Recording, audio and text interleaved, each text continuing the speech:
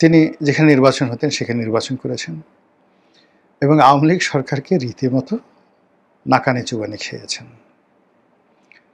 তার আচরণ, তার কথাবার্তা, তার সবকিছু ইত্যাদি আওয়ামী লীগ সরকারকে অনেকটা যাকে বলা হয় গালে প্রকাশ্যে ১০-১২টা চড় দিলে রাজপথে একটা মানুষ যতটা বিব্রত হয়, ঠিক জনাব হিরো আলম কিছু, কিছু ক্ষেত্রে আওয়ামী লীগকে ওইরকম একটা বিব্রতকর অবস্থায় ফেলে দিয়েছেন। তিনি ঢাকাতে আওয়ামী লীগের সবচেয়ে যে পাওয়ারফুল মানুষটি ছিলেন মোহাম্মদ এ আরাফাত। তো মোহাম্মদ এ আরাফাত তার বিরুদ্ধে তিনি গুলশানের মতো অভিজাত এলাকাতে দাঁড়িয়ে গেলেন। মানে এখন যেখানে জনাব তারেক রহমান সাহেব প্রার্থী সেই জায়গাটাতে তিনি দাঁড়িয়ে গেলেন। এবং তার আচরণ দেখে কথাবার্তা শুনে মনে হলো যে বিএনপি এবং জামাতের সব ভোট তিনি পাবেন এবং ওখানে কড়াইল বস্তি থেকে শুরু করে বিভিন্ন বস্তির যারা লোকজন আছে তারাও ভোট দেবেন এবং তার পক্ষে বক্তব্য দেওয়ার জন্য বহু সংখ্যক লোক চলে এলো। তার মিডিয়া সেল তৈরি করা হলো এবং সেখানে শিক্ষিত লোকজন ইংরেজিতে সংবাদ সম্মেলন করা শুরু করলো। এই গুলশান বনানী এলাকাতে হিরো আলমের সেই যে প্রচার এবং প্রোপাগান্ডা, সেই প্রচার এবং প্রোপাগান্ডা আওয়ামী লীগ না পারছে হজম করতে, না পারছে বলতে। আর হিরো আলম সাহেব যখন এরকম গুলশান বনানীতে এইরকম কাজ করছিলেন, ঠিক সেই সময়টাতে জামাত এবং বিএনপির লোক ভেস্কি দিয়ে দাঁত বের করে হাসছিলেন এবং আওয়ামী লীগকে বলার চেষ্টা করছিলেন, দেখো কত ধানে কত মজা। তো ওই সময়টিতে ব্যারিস্টার আমদাদুর রহমান প্রার্থী 18 নির্বাচনে তিনি এই আসন থেকে নির্বাচন করেছিলেন। তো দেখা গেল যে একটা সময় পার্থ সাহেবের সঙ্গেও হিরো আলম সাহেবের দেখা সাক্ষাৎ হয়ে গেল বা কথাবার্তা হয়ে গেল। তো এটা নিয়ে জনাব পার্থ বেশ উচ্ছ্বসিত ছিলেন যে হিরো আলম যদি এখানে জিতে যায় তাহলে মোহাম্মদ আরাফাত, যিনি সজীব ওয়াজেদ জয়ের বন্ধু, তার জন্য এর চাইতে আর অবমাননাকর কিছু হতে পারে না। কিন্তু হিরো আলম আসলে কারো ইনস্ট্রুমেন্ট না হয়ে সে আসলে জেতার জন্য কিন্তু প্রাণান্ত চেষ্টা করছে। তো এইভাবে নির্বাচন চলছিল, কিন্তু নির্বাচনের শেষ পর্যায়ে সেই সরকার দলীয় প্রার্থী মোহাম্মদ আরাফাত সে আর মেজাজ ঠিক রাখতে পারেনি। তার যারা লোকজন আছে তারা তাকে প্রথমে কয়েক দফা মৃদু ধাওয়া দিল, একবার দুবার গায়ে হাত দিল এবং শেষের দিকে তাকে বেদম প্রহার করলো, তার জামা কাপড় ছিঁড়ে ফেললো এবং তিনি জনাব হিরো আলম কাঁদতে কাঁদতে বললেন যে আমাকে রীতিমতো কুত্তার মতো আমাকে পিটানো হয়েছে এবং আমাকে এমনভাবে পিটানো হয়েছে একটা মানুষ আমাকে বাঁচানোর জন্য এগিয়ে আসেনি, পুলিশ এগিয়ে আসেনি। তো তিনি আশা করেছিলেন যে পুরো জাতি তার জন্য কাঁদবে, বিএনপির লোক, জামাতের লোক রাস্তায় বের হয়ে আসবে, কিন্তু দেখা গেল যে সেটা হয়নি এবং তিনি ওই সময়টাতে কিছুটা হলেও অভিমান তিনি পেয়েছেন। আওয়ামী লীগ জমানাতে আরও কিছু ঘটনা ঘটেছে। একবার তিনি রবীন্দ্রসঙ্গীত গাইলেন এবং রবীন্দ্রসঙ্গীত গাওয়ার অপরাধে তাকে ডিবি হারুন ধরে নিয়ে গেল এবং ওই সময়টাতে সে রীতিমতো বিশ্ব মিডিয়াতে হিরো হয়ে গেলেন, সারা দুনিয়াতে তোলপাড় হয়ে গেল যে একজন মানুষ গান গাইতে চাচ্ছে, রবীন্দ্রসঙ্গীত গাইতে চাচ্ছে। তো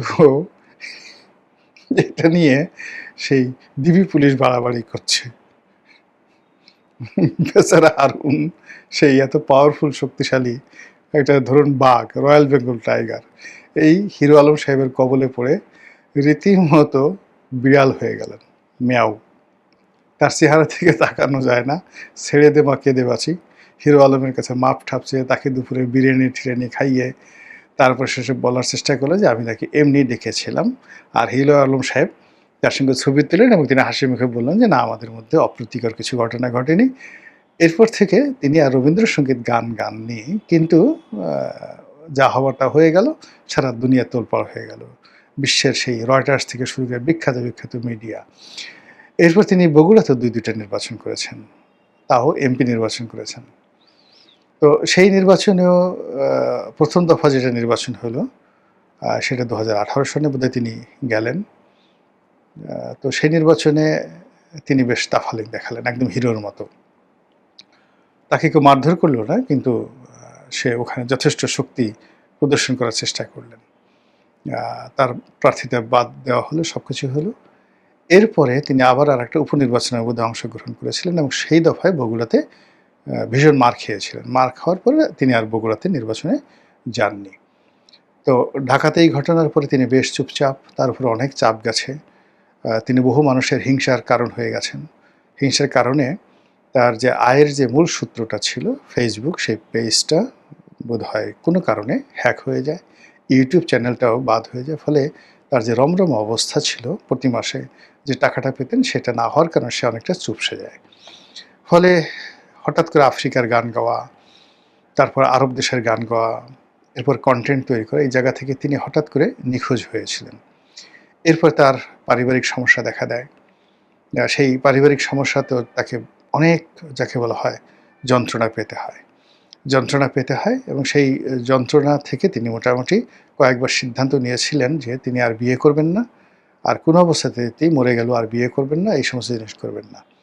আবার ইদানিং দেখা যাচ্ছে যে তিনি বেশ চাঙ্গা হয়ে গেছেন, নতুন নতুন নায়িকা পেয়েছেন, এর মধ্যে শিক্ষিত, তারপরে ইংরেজি জানা, বিশ্ববিদ্যালয়ে পড়ুয়া মেয়ে, তারাও হিরো আলমের নায়িকা হওয়ার জন্য তার সঙ্গে বেশ নাচানাচি করছে, এরকম বেশ কিছু রিল দেখা যাচ্ছে। তো এই হিরো আলম সেই গত ২ বছরে মোটামুটি চুপচাপ ছিলেন ইনুস জমানাতে। কিন্তু আবার এই আওয়ামী লীগ জমানার শেষ দিকে তার যেভাবে একটা উত্থান হয়েছিল, এখন আবার নতুন করে তিনি জেগে উঠেছেন।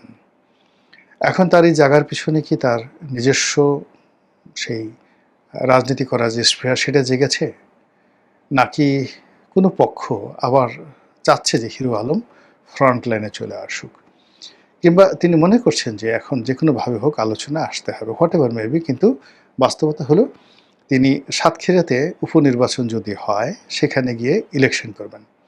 সাতক্ষীরার ঘটনা আপনারা সবাই জানেন। সেখানে একজন জামাত দলীয় সংসদ সদস্য, তিনি যে কোনো একটি যাকে বলা হয় পারিবারিক বিষয়, ব্যক্তিগত বিষয় সারা দেশে নিন্দা কুড়িয়েছেন। প্রায় ৭৫ বছর বয়সী সেই জামাতের এমপি মিস্টার নজরুল, তিনি ১৭-১৮ বয়সী তার নাতির বয়সী, তাও আবার প্রান্তিক জনগোষ্ঠীর দরিদ্র পরিবারের একটি মেয়ে। তার সঙ্গে তিনি হোটেলে রমণ করতে গিয়ে তিনি যেভাবে হেনস্থার শিকার হয়েছেন, তারপর তাকে স্ত্রী হিসেবে পরিচয় দিয়েছেন, ইত্যাদি নিয়ে সারা দেশের তোলপাড়। এরপর পরে তার অন্যান্য নারী কেলেঙ্কারির ঘটনার ভিডিও ফুটেজ, অডিও ফুটেজ আসতে থাকে একটার পর একটা। তার যৌবনকালের অনিয়ম, ডাকাতির ঘটনা, দুর্নীতি, অনিয়মের ঘটনা, এই জিনিসগুলো সামনে চলে আসে। ফলে ভদ্রলোক ভীষণ রকম বেকায়দায় পড়ে যান এবং তাকে নিয়ে তার দল জামাত, তারাও বিপদে পড়ে যায়। জামাত তাকে দল থেকে বহিষ্কার করে এবং জামাত এখন যে কোনো মূল্যে চাচ্ছে যে এই আসনটি খালি হোক, নজরুল ইসলাম অর্থাৎ এই এমপি যাতে আর সংসদে যেতে না পারে, তার মুখ যেন জামাতের লোককে দেখতে না হয়। তো এই অবস্থা যখন চলছে, ঠিক সেই সময়টাতে সাতক্ষীরা থেকে নির্বাচন করার জন্য জনাব হিরো আলম ঘোষণা দিয়েছেন যে তিনি উপনির্বাচনে সেখানে প্রার্থী হবেন।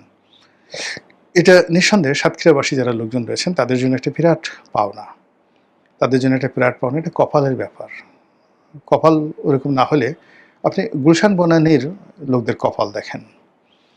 তো এই গুলশান বনানীতে নায়ক ফারুক হয়ে গেলেন আওয়ামী লীগ জমানাতে, মিয়া ভাই তিনি হয়ে গেলেন এখানকার এমপি। তারপরে হিরো আলম চেষ্টা করলেন, আন্দালি পার্থ সেখানে চেষ্টা করেছেন, তারপর মোহাম্মদ আরাফাত চেষ্টা করেছেন, আবার এখন দেশের প্রধানমন্ত্রী সেখানকার তিনি সংসদ সদস্য। আর প্রধানমন্ত্রী নির্বাচিত হওয়ার পর তার একান্ত বিশ্বস্ত ব্যক্তিগত সহকারী মিস্টার সানি, তাকে আবার এই এলাকার তিনি মেন্টর নিযুক্ত করেছেন, অর্থাৎ সানি সব কিছু দেখাশোনা করছে।